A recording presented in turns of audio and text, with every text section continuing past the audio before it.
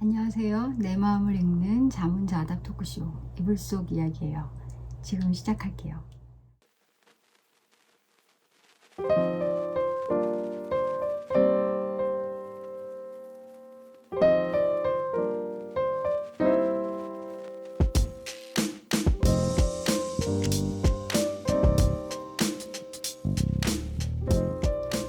며칠 전에 퇴근하고 집에 와서 저녁을 먹었어요. 저녁 먹고 나서 몸이 약간 이렇게 너릇너릇해지는 거예요. 그 기분 아시죠? 그때 빨리 욕실로 가서 씻어야 되는데 그때를 놓치면 뒹굴뒹굴 하다가 10시, 11시 되는 거죠. 그날이 그런 날이었어요. 그렇게 뒹굴뒹굴 하다가 트위터를 또 한참 봤죠.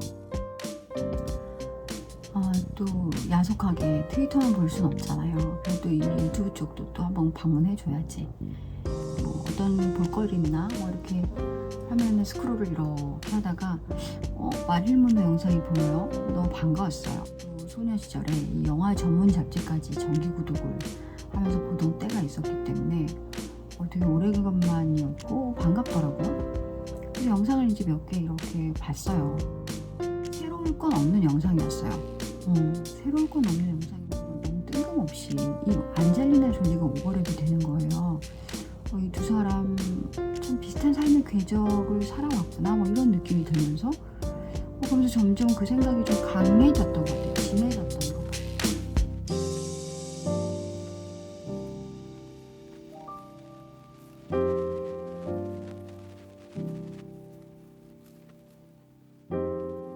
혹시 이 두 사람 성격도 좀 비슷한 유형일까? 뭐 이런 생각이 들었던 거예요. 그래서 오늘은 그 얘기를 좀 해보려고요. 정말 제가 아까 뜬금없다라고 말한 이유가 이 두 사람은 시공간적으로 겹치는 지점이 하나도 없어요. 마릴린 먼로는 옛날 사람이에요. 26년에 태어났고요. 안젤리나 졸리는 75년생이에요. 둘의 공통점을 굳이 찾는다면 섹시미? 섹시하였잖아요. 두 여성 모두. 근데 좀 다르죠. 마릴린 먼로는 약간 백치미랑 연결되어 있다라고 한다면 안젤리나 졸리는 여전사 이미지가 좀 있어요. 한 사람은 수면제 과다로 의문사했고 또 한 사람은 과거의 자신의 이미지하고는 완전히 다른 모습으로 현재를 잘 살아가고 있죠. 그런데 왜 제가 마릴린 먼로를 보면서 안젤리나 졸리가 떠올랐을까요? 그 이유가 궁금했어요.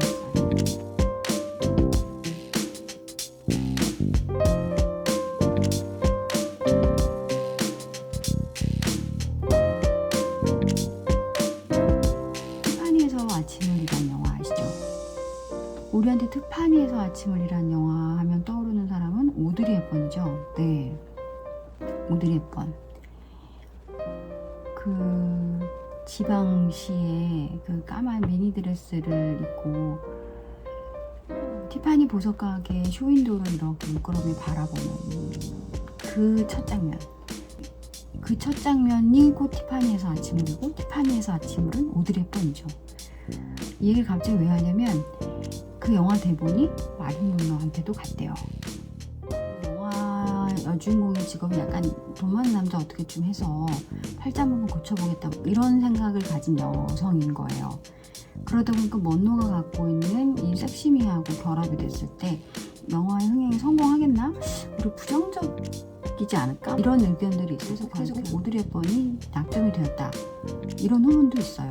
당시 미국 헐리우드에는 어떤 여배우들이 있었냐면 오드리 헵번, 그레이스 켈리, 엘리자베스 테일러 이런 배우들이 있었어요. 어때요? 이 사람들은 뭔가 기품이 있고 지적이고 그 위에 이제 섹시미가 얹혀져 있는 거죠. 마릴린 먼로하고는 완전히 다른 분위기인 거예요. 그러니까 이 말은 마릴린 먼로가 갖고 있는 섹시미는 비교 불가고 독보적이다라고 할 수 있는 거죠. 그렇다면 이 독보적이라고 할 만한 마릴린 먼로의 섹시미는 어떻게 만들어진 거냐? 마릴린 먼로는 금발이 아니었어요. 갈색 머리를 금발로 염색하고 점을 하나 찍어요. 이 점이 또 중요하죠. 왜? 어디에 찍느냐에 따라서 연구가 되느냐, 먼로가 되느냐 달라요.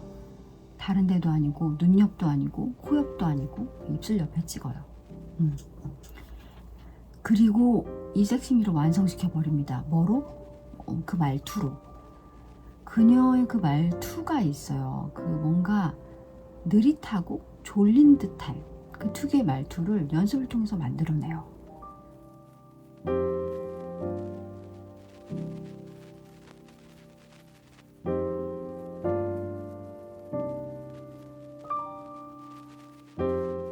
그러면서 그 백치미하고 연결되는 섹시미가 탄생되는 거죠.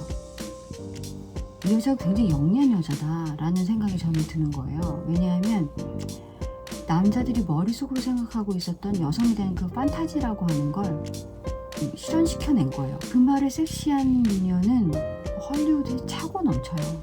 마릴린 먼로 이전에도 그렇고 이후에도 그렇고. 그런데 마릴린 먼로만 따라해.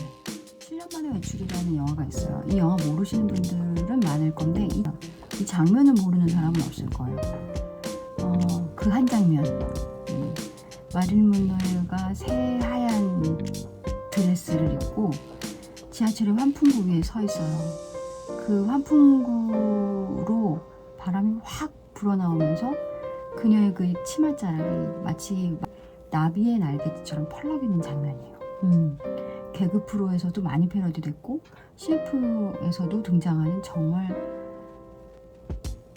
뭐랄까 좀 너무 그 하나의 경고 같은 영화사의 기념비적인 장면이죠. 모든 대중에게 섹시한 이미지라고 딱 각인되어 버린 딱 한 장면인 것 같아요.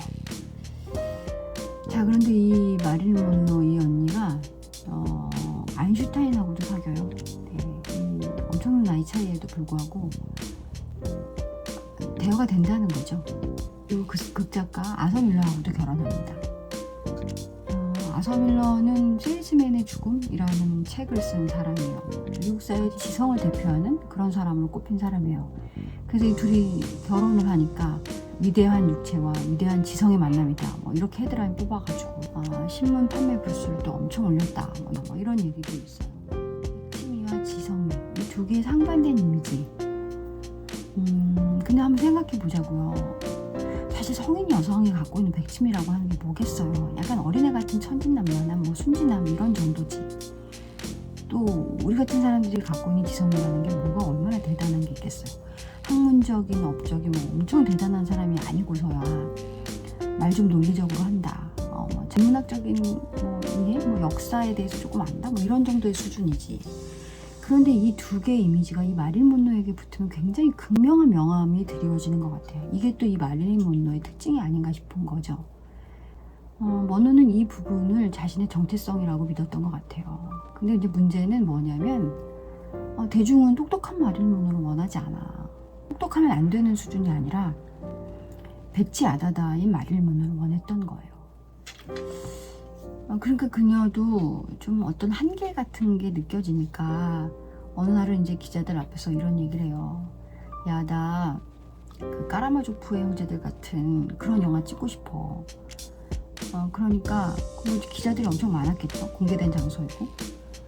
어떤 한 그 쌍놈 새끼 기자가 그녀에게 이런 질문을 해요. 야, 너 그 책 쓴 사람이 도스토옙스키라는 사람이야. 근데 너 그 스펠링 알아? 라고 질문해요.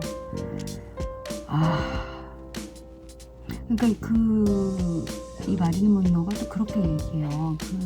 정말 뭔가 이렇게 아련하고 애틋한 목소리로 나 바보 아니에요 라고 말해요. 저 바보 아니거든요. 이것도 아니고. 그 영상 보면서 저는 뭔가 이렇게 좀 이렇게 짠하고 애처롭다 뭐 이런 생각이 저는 좀 들더라고요.